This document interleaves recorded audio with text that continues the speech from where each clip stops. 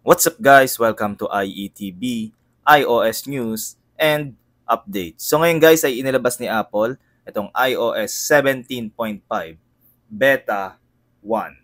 So guys, itong iOS 17.5 Beta 1 ay ito ang build number niya. So meron tayong 21F, 504, 8F.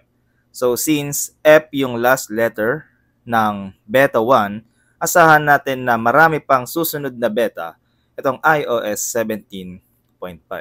Actually guys, 3 days na pong inilabas itong iOS 17.5 Beta 1. So bali ngayon ko lang siya gagawan ng review dahil para na rin masabi ko yung battery and yung performance talaga nitong 17.5 Beta 1.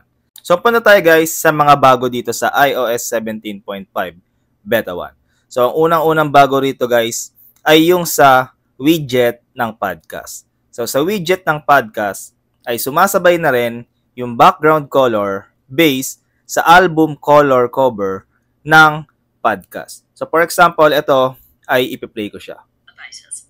So, yan.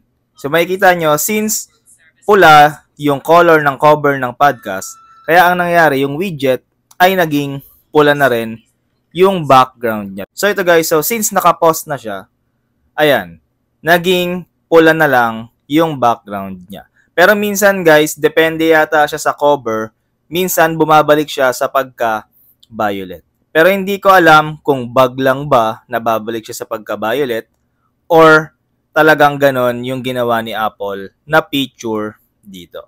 So next, napuntahan natin na pinagbago dito sa iOS 17.5 Beta 1 ay yung sa bagong icon dito sa passkey access for web browsers.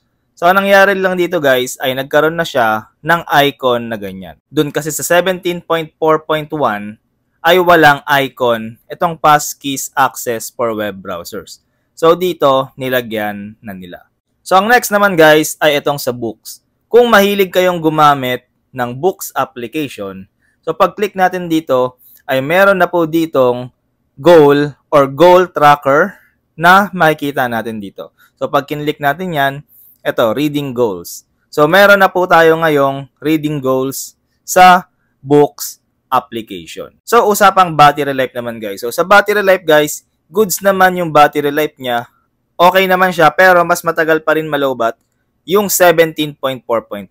Pero asahan natin na ganun talaga dahil naka-beta pa lang naman itong 17.5.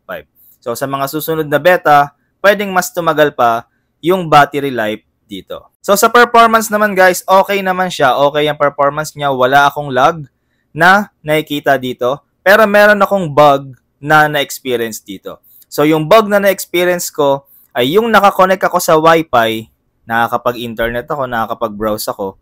Pero, ang mangyayari, mawawala yung Wi-Fi icon ko. Yun yung isa sa bug na na-experience ko dito. Pero na-report ko na yung kay Apple, kaya I hope na sa susunod na beta ay maayos nila yung bug na na-experience ko na yun. So yun guys, wala masyadong feature dito sa iOS 17.5 Beta 1, kaya wala ako masyadong may papakita sa inyo. So dito guys, ipapakita ko na lang sa inyo yung Geekbench score ng CPU and GPU dito sa 17.5 Beta 1. So, punta tayo sa CPU benchmark and sa CPU history. So, nag-run na ako. Ayan. March 22, ito yung 17.4.1. And itong April 6, ito naman yung 17.5 Beta 1. So, makikita nyo na mas malaki ng kaunti yung score ng 17.5 Beta 1 compared sa 17.4.1. Dito yan sa CPU benchmark. So, punta naman tayo sa GPU benchmark. So, sa GPU benchmark, ganun din. Compared sa 17.4.1, mas mataas si 17.5 Beta 1. So, ayan guys, yung Geekbench performance dito sa 17.5 Beta 1. So, ayan guys, para mapanood nyo yung mga reels ko and yung mga iPhone tips na nilalabas ko. So, punta lang kayo dito sa Facebook, i-follow nyo tong account ko na L. Israel Evangelista. So, dito, nag-upload ako ng mga reels, mga iPhone tips. So, dito guys, ang iPhone tips natin ay iPhone tips part 33 na po tayo. So follow nyo lang ako sa main account ko na Israel Evangelista. So dito naman guys, kung nangangailangan kayo ng group, so punta lang kayo guys sa Facebook group natin. Join kayo dyan sa iOS Pilipinas. So meron tayong 43,200 members. And active po itong group na to. Makikita nyo may nagtatanong at may sumasagot na kahit hindi naman admin and moderators, tumutulong sila dito sa group natin. So napaka-active po talaga ng community na to. So join na kayo guys kung kailangan nyo ng iOS group. So I hope guys na merong naitulong sa inyo itong ating IETB, iOS news and update. For more iOS contents and iPhone tips, follow me here.